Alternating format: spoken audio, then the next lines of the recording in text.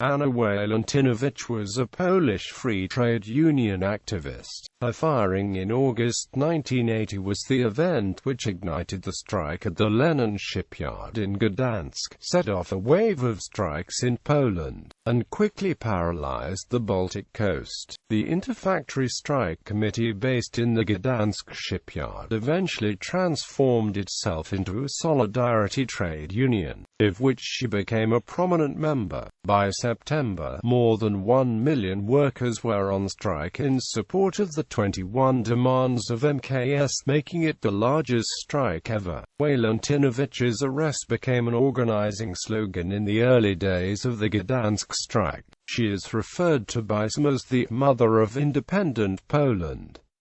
Born in 1929 in Rivers, Anna Lubczyk was orphaned during the Second World War and repatriated into Poland. She began working in the Lenin Shipyard in Gdańsk, Poland in 1950, first as a welder, later as a crane operator. Recognized as a hero of socialist labor, or Stakhanowite for her hard work, Walentynowicz became disillusioned with the communist system in Poland, especially after the bloody events in December 1970 on the Baltic coast. While she was an activist and a member of a socialist youth organization, she was never formally a member of the Communist Party. Anna was a devout Catholic who believed in social justice and standing up against oppression. Became deeply moved her later years by the teachings of John Paul II, with whom she developed a personal relationship. One of the last letters which John Paul II wrote was to Anna Walentynowicz, wishing her speedy recovery from a back injury. Anna began her quest for justice by speaking out publicly when one of her supervisors stole money from the workers' bonus fund to win a lottery. Instead of reprimanding the corrupt supervisor, the system turned on her. She was harassed by secret police.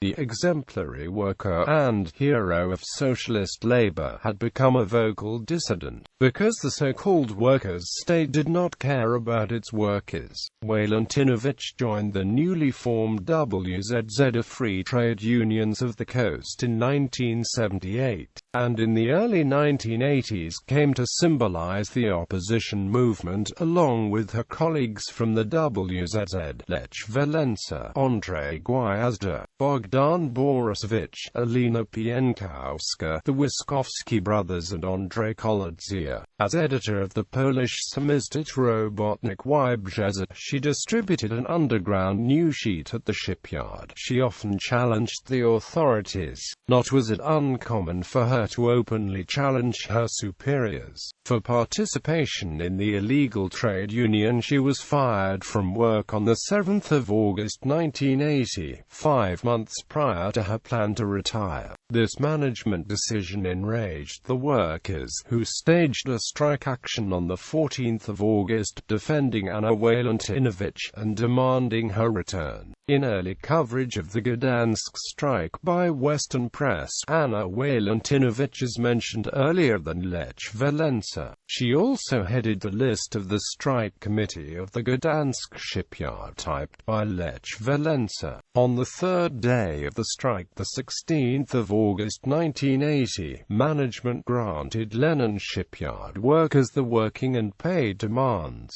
Lech Walesa and others announced the end of the strike. The women of the shipyard, Anna Walentynowicz and Alina Pienkowska, are credited in most eyewitness accounts for transforming a strike over bread and butter issues into a solidarity strike in sympathy with other striking establishments. Walentynowicz and Pienkowska managed to close the gates of the shipyard and keep some workers inside, but many workers went home, only to return by the next day. Walesa was stopped near the gate No. 1 as he was leaving, and was persuaded to change his plans and return to the shipyard. The Gdańsk Agreement was signed on the 31st of August 1980, recognizing the right to organize free trade unions independent of the party for the first time in the Communist bloc. When the Solidarity trade union was registered shortly after the Gdańsk Agreement, it had nearly 10 million members, the world's largest union to date. Walentynowicz said, "Our aim should not be to secure a somewhat thicker slice of bread today, even if this would make us happy. We must not forget what our real aim is. Our main duty is to consider the needs of others. If we become alive to this duty, there will be no unjustly treated people in our midst, and we, in turn, shall not be treated unjustly. Our day-to-day motto should be, your problems are also my problems. We must extend our friendship and strengthen our solidarity." Anna Walentynowicz was a member of the Presidium of MKS.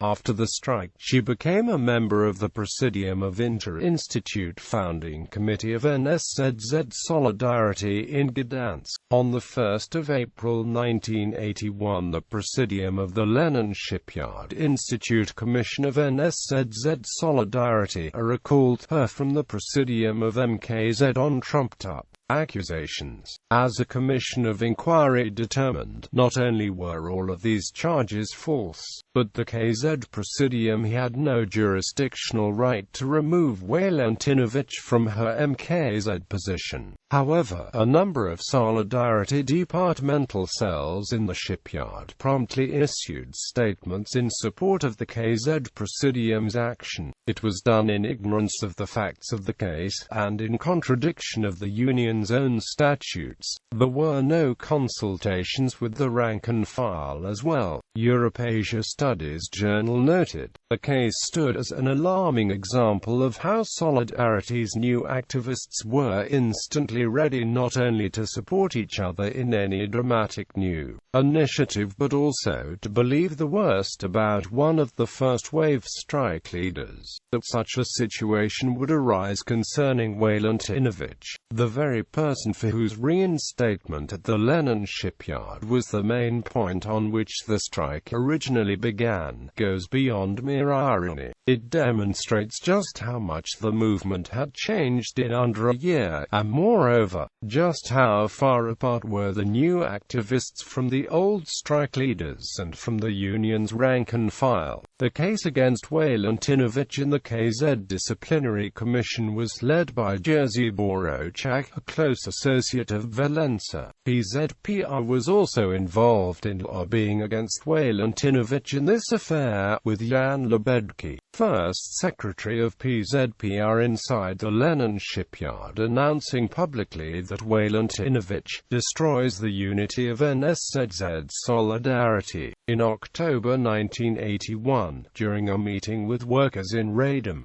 two officers of the security police, in collaboration with the secret cooperant Carol, attempted to poison her. She was acknowledged as the Woman of the Year in the Netherlands. Martial law was declared in December 1981 and Solidarity was fragmented. The clique around Wałęsa assumed power as a temporary coordinating committee.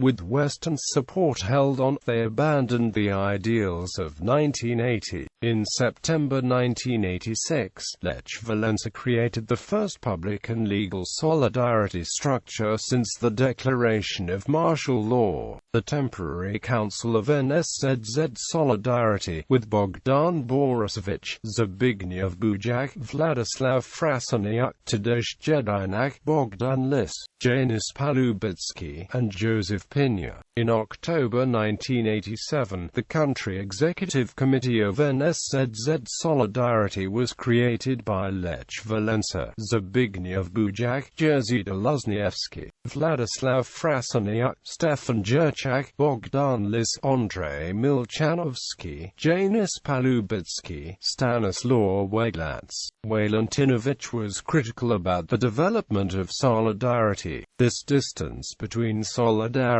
and the workers is the major reason for my disagreement with Wałęsa. The Temporary Committee of Solidarity is something new. It is structured too much like the PZPR. They have privileges, so the ideas of solidarity have been dropped. During the 7 years since martial law, there have been no meetings with workers.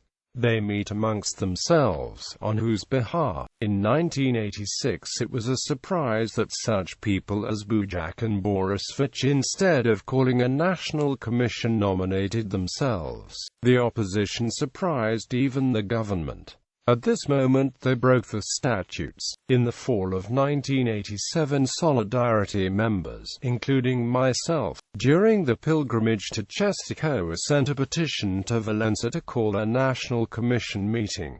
But Walesa wouldn't accept it, so there have been no meetings, except amongst themselves. From 14 to 16 December 1981, Walentynowicz was a co-organizer of the strike in the Lenin Shipyard, and after its pacification she was detained. On 18 December 1981 she was interned in Bydgoszcz and Goldap and released in July 1982, but was again arrested and held from August 1982 to March 1983 and from December 1983 to April 1984.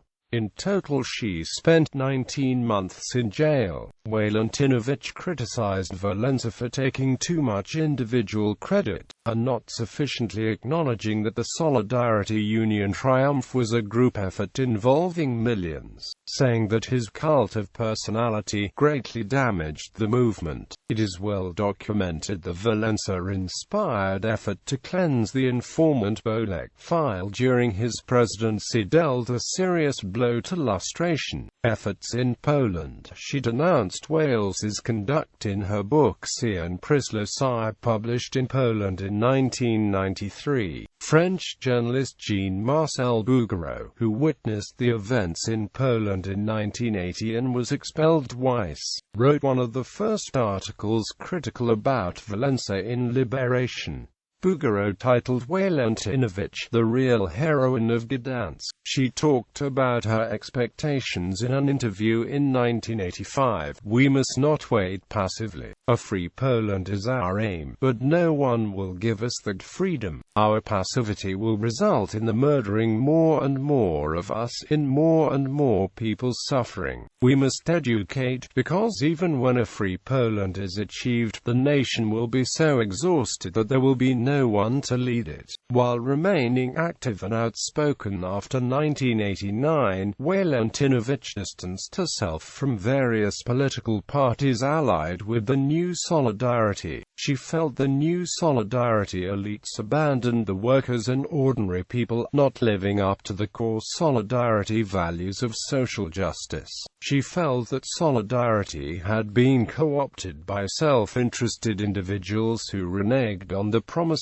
Walentynowicz avoided anniversary celebrations organized by the New Solidarity. In 1995 she wrote an open letter to Walesa. In 2000 she declined an honorary citizenship of the city of Gdańsk. During the strike at the docks in Gdynia in February 2002 she said, "The 21 demands that we put up in 1980 are still relevant. Nothing was fulfilled. People still have to struggle to be treated with dignity. That's scandalous." In 2003 she asked for compensation from the government for her 1980s persecution, eventually receiving part of the sum. Walentynowicz cared little about herself and mostly donated all which she had to those who needed help. On the 15th of November 2004, Anna, along with other former strikers of 1980 activists from the First Solidarity and former political prisoners, an open letter prepared by Andrzej Gwiazdowski to the European Parliament about the development of Solidarity. The European Parliament took note of the open letter in a motion for a resolution in 2005, deploring the fact that the New Solidarity, created in 1989, did not pursue the aims of the First Solidarity. Walentynowicz was vocal, pointing bad conduct of the Civic Platform political party in Poland. On the 11th